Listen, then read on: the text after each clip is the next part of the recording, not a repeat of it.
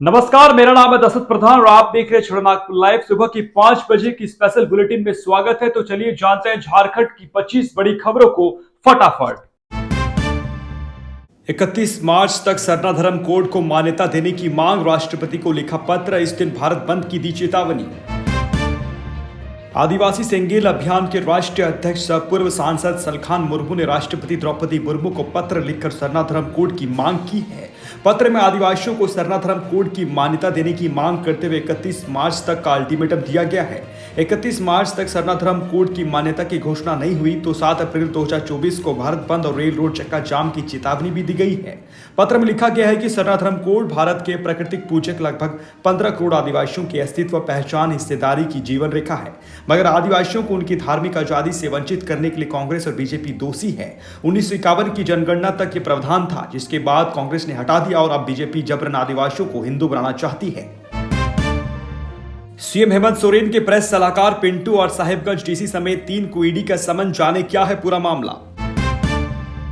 झारखंड में ईडी की कार्रवाई जारी है। ताबड़तोड़ छापेमारी के बाद ईडी ने अब मुख्यमंत्री हेमंत सोरेन के प्रेस सलाहकार अभिषेक प्रसाद और पिंटू, साहिबगंज डीसी रामनिवास यादव और आर्किटेक्ट विनोद सिंह को समन भेजा है। मामला अवैध खनन से जुड़ा है। इसी मामले में पूछताछ के लिए ईडी ने साहिबगंज डीसी को 11 जनवरी, विनोद सिंह को 15 जनवरी और सीएम के प्रेस सलाहकार अभिषेक प्रसाद और पिंटू को 16 जनवरी को ईडी ऑफिस में हाजिर होने को कहा है। इसके पहले ईडी ने उनके ठिकानों पर छापेमारी कर चुकी है। 3 जनवरी को हरे सुबह अवैध खनन मामले में ईडी ने झारखंड में कई ठिकानों पर दबिश दी थी।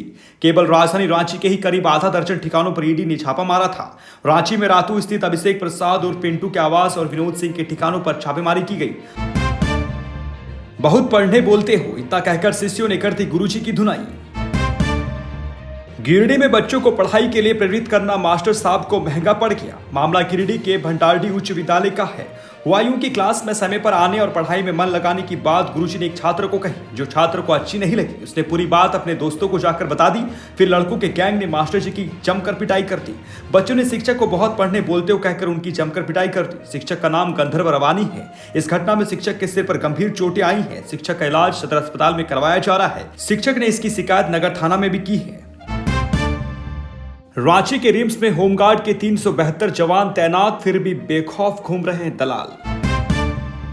रिम्स की सुरक्षा में होमगार्ड के 372 जवान तैनात हैं। इसके बावजूद परिसर में दलाल बेखौफ घूम रहे हैं। दलाल ओपीडी जांचकर और वार्ड में आसानी से पहुंचकर मरीजों को फंसा लेते हैं। अब तक कई मरीजों से ठगी हो चुकी है। हालांकि होमगार्ड जवानों का कहना है कि रिम्स कर्मचारी आईडी कार्ड नहीं पहनते हैं, इसलिए पहचानना मुश्किल हो जाता है। आई कार्ड अनिवार्य होने से अनावश्यक लोग पर पाबंदी लग जाएगी। इधर अधीक्षक डॉक्टर हिरेंद्र बिरवा ने बताया कि विभाग अध्यक्षों को अपने विभाग के कर्मचारियों को आई कार्ड बनवाने और उसे पहनने का आदेश दिया गया है। वहीं वाहनों पर भी रिम्स का स्टिकर लगने से संबंधित पत्र भेजा गया है। सोमवार को दोबारा इससे संबंधित आदेश विभाग अध्यक्षों को भेजा जाएगा। वहीं होमगार्ड के सुपरवाइजर को भी सख्ती से अपने जवानों को ड्यूटी करने के लिए कहा जाएगा। लिव इन में रहने वाले नाबालिग की हत्या के बाद शव को फंदे पर लटकाया, आरोपी गिरफ्तार। रांची के सुखदेव नगर थाना की पुलिस ने 15 वर्षीय इतवारी उर्फ पूजा की हत्या के आरोप में मुकेश रजवाड़ा नामक युवक को गिरफ्तार कर शुक्रवार को जेल भेज दिया है।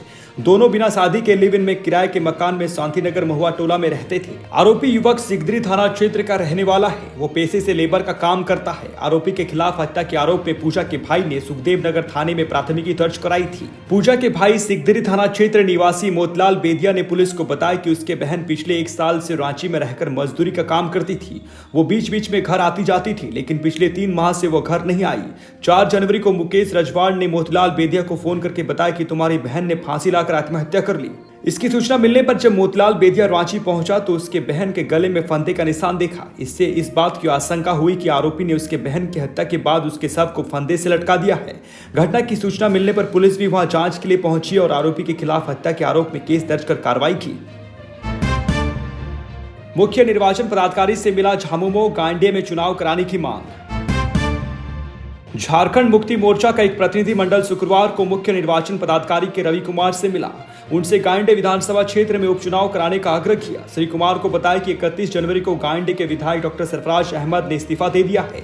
इसकी अधिसूचना भी जारी कर दी गई है। इस विधानसभा क्षेत्र का कार्यकाल 5 जनवरी 2025 तक है। 6 माह से अधिक विधानसभा क्षेत्र बिना प्रतिनिधित्व के खाली रखना कानून सम्मत नहीं है।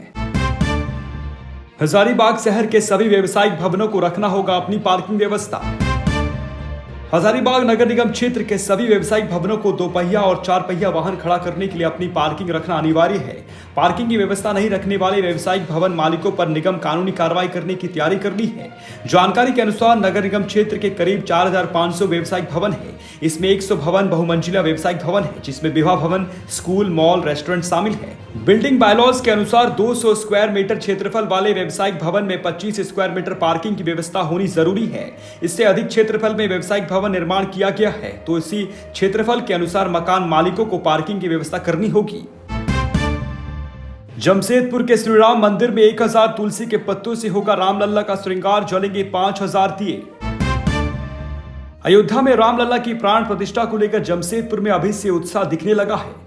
आंध्र भक्त श्री राम मंदिर बिष्टुपुर में 22 जनवरी की सुबह भगवान राम और माता जानकी का 1000 तुलसी के पत्तों से अभिषेक होगा। संध्या काल में महिलाओं द्वारा कोलट्टम किया जाएगा। इसके बाद 5000 दिए जलाकर दीप उत्सव मनेगा। अयोध्या की प्राण प्रतिष्ठा को देखने के लिए मंदिर में LED स्क्रीन लगाने की भी तैयारी की गई है। घर बंद कर कहीं जा रहे हैं तो गुमला पुलिस को इन नंबरों पर दे सूचना। यह खबर गुमला शहर वासियों के लिए काफी जरूरी है, खासकर वैसे लोगों के लिए जो घर में ताला बंद करके कहीं जाने वाले हैं। घर में चोरी ना हो जाए, इसके लिए घर से निकलने से पहले अब लोग गुमला पुलिस को सूचना दें ताकि पुलिस द्वारा घर की रखवाली की जा सके, क्योंकि गुमला शहर में चोरों का डर इस कदर है कि लोग कहीं आने जाने का प्लान बदल रहे हैं। गुमला सदर पुलिस ने किसी के घर में चोरी ना हो, इसके लिए पुलिस ने मोबाइल नंबर जारी किया है, जिसमें लोग घर छोड़ने से पहले पुलिस को फोन कर सूचना दे सकते हैं। इसके लिए 2 मोबाइल नंबर 9431706206 और 9304382300 जारी किया गया है। इन 2 नंबरों पर आप जाने से पहले सूचना दे सकते हैं। साथ ही अगर रात में किसी को कोई संदेह हो तो डायल 100 या 112 पर भी सूचना दे सकते हैं। बिजली की खपत ज्यादा है और लोड कम होने पर होगी कार्रवाई।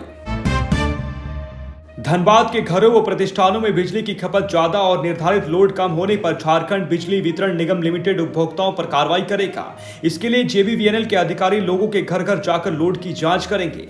जांच में तय से ज्यादा बिजली की खपत पाए जाने पर लोगों से तत्काल लोड बढ़ाने का आग्रह किया जाएगा।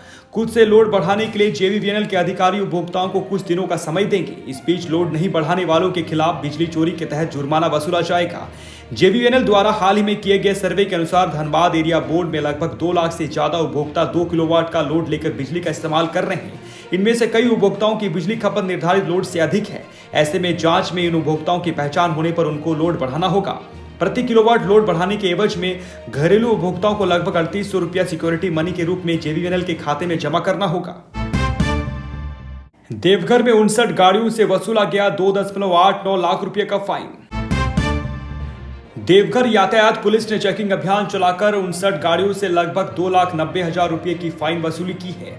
देवघर पुलिस मीडिया सेल द्वारा दी गई जानकारी के मुताबिक अलग अलग जगहों पर चलाए गए चेकिंग अभियान में कुल 59 गाड़ियों की जांच की गई। इस दौरान 11 चालकों का लाइसेंस जब्त भी किया गया। प्रभारी यातायात CCR DSP ने बताया कि जब्त लाइसेंस को 3 महीने के लिए निलंबित करने के लिए प्रतिवेदन DTO को भेजा जाएगा। उन्होंने लोगों से यातायात नियमों के अनुपालन करने की अपील की। वहीं बाइक चालकों के अलावा यात्री को भी हेलमेट लगाने व 4 पहिए गाड़ी वालों से सीट बेल्ट लगाने का आग्रह भी किया है। दिल का दौरा पड़ने से कर्मचारी की हुई थी मौत, परिजनों को मिलेगा 70 लाख रुपया। टाटा मोटर्स में बेटे को स्थायी नौकरी। टाटा मोटर्स के स्थायी कर्मचारी गणेश चंद महतो की मौत के बाद एक ऐतिहासिक समझौता हुआ है। महज 24 घंटे के अंदर उसके परिजनों को 70 लाख रुपए का मुआवजा और बेटे को स्थायी नौकरी का समझौता हुआ है। शनिवार की शाम टाटा मोटर्स प्रबंधन और टाटा मोटर्स वर्कर यूनियन के साथ परिजनों की बैठक में इस संबंध में लिखित समझौता हुआ है। तय हुआ कि मृतक कर्मचारी के पुत्र ध्रुव महतो को टाटा मोटर्स जमशेदपुर प्लांट में स्थायी नौकरी दी जाएगी। परिवार को ग्रुप इंश्योरेंस, सेवा निधि, PF और ग्रेचुइटी आदि का भी नियमानुकूल भुगतान किया जाएगा। इसमें ग्रुप इंश्योरेंस के लगभग 10 लाख रुपए, सेवा निधि के लगभग 40 से 42 लाख रुपए और लाइफ कवर स्कीम के लगभग 6 लाख रुपए शामिल है। इसके अलावा दिवंगत कर्मचारी के परिजनों को PF, ग्रेचुइटी सहित अन्य राशि अलग से मिलेगी। कुल मिलाकर लगभग 70 लाख रुपए परिजनों को मिलेंगे। मृतक की पत्नी दुर्गा रानी महतो को प्रतिमाह लगभग 3500 रुपया पेंशन मिलेगी। साथ ही 2 बच्चों को पढ़ाई के लिए उनके 21 साल का होने तक अलग से खर्च मिलता रहेगा।